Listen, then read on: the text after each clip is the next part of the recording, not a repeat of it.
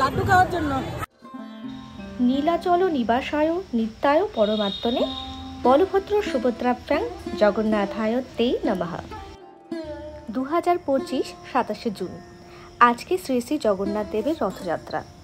ছোটবেলায় রথ টানার আনন্দ এত বড় হয়ে যাবার পরও আমার কিন্তু আগের মতোই আছে।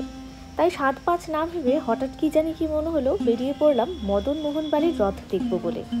এমনিতে কোচবিহার থাকা সত্ত্বেও আমি ওই বাবুরহাটের ইসকনের রথ প্রতিবার দেখতে যাই, কিন্তু মদন মোহন বাড়ির রথ দেখা এই প্রথম। পথে যেতে চোখে পড়লো বাবুরহাট মন্দিরে অলরেডি রথ বেরোচ্ছে ভাব, এবং আকাশে একেবারে ভীষণ উজ্জ্বলভাবে রোদ উঠেছে। রথের দিন নাকি বৃষ্টি হয়, কিন্তু সেই আশঙ্কা আমার একেবারেই ভুল প্রমাণিত হলো। এসিডিসি ক্লাবের সামনে দিয়ে দেখলাম যে এই রথটাও রেডি হয়ে আছে বেরিয়ে যাবার জন্য। একবার মনে মনে ভাবছিলাম যে মদনমোহন বাড়ির রথ আবার বেরিয়ে যায়নি তো। যাক, তবুও অবশেষে পৌঁছানো গেল। দেখলাম যে রাস্তায় লোক দাঁড়িয়ে আছে।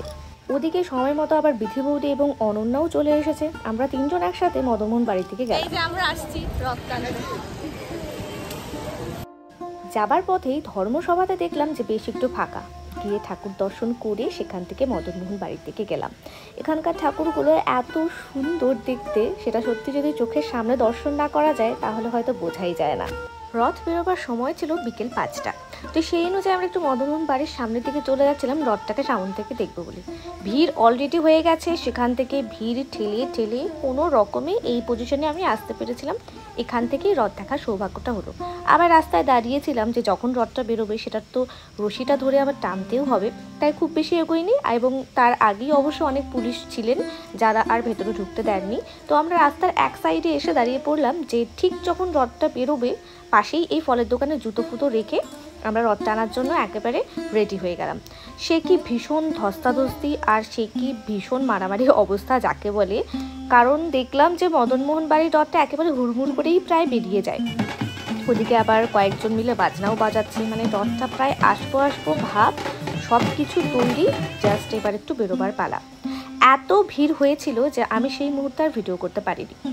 তো এখান থেকে রথ যে যাচ্ছে সামন দিয়ে আমি ভিড় ঠেলে রথের রশিটা ধরে সাইড থেকে এসে এই ধস্তাধস্তি শেষে রথ টানা শেষ হলে আমরা ধর্মসভার সামনে দেখলাম লাড্ডু দিচ্ছিল। এই লাড্ডুটাও আমরা যথেষ্ট যুদ্ধ করে, দেখতেই পাচ্ছেন কি লেভেলের ভিড় হয়েছে।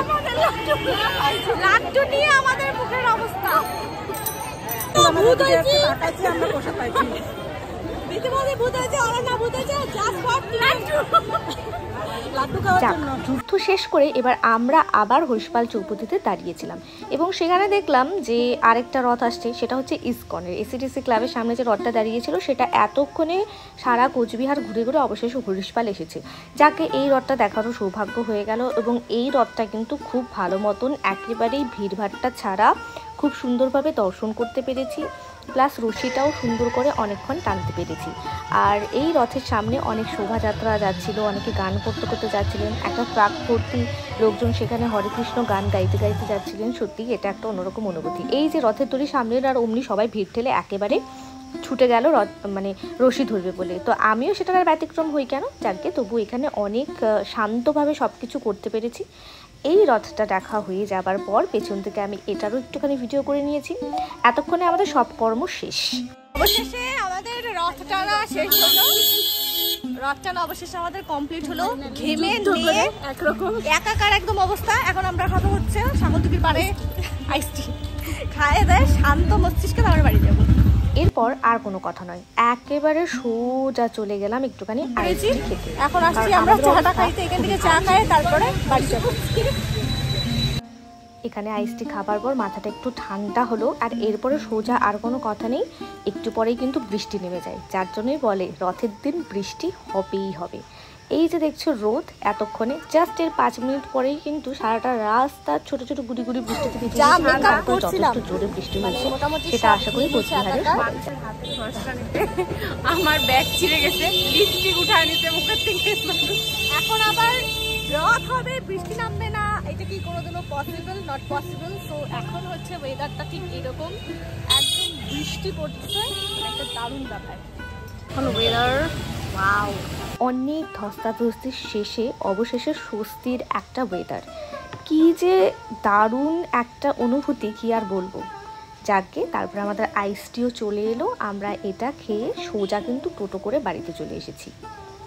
আর এখানে একটুখানি ওয়েদারটা তোমাদেরকে দেখিয়ে দিই যে কি সুন্দর ওয়েদার হয়েছিল সন্ধ্যাবেলার থেকে, সারা রাস্তা জলে ভিজে গেছে। তো যাকে এবার বাড়ি যাওয়ার পালা। ভিডিও ভালো লাগলে সাবস্ক্রাইব করে দিও।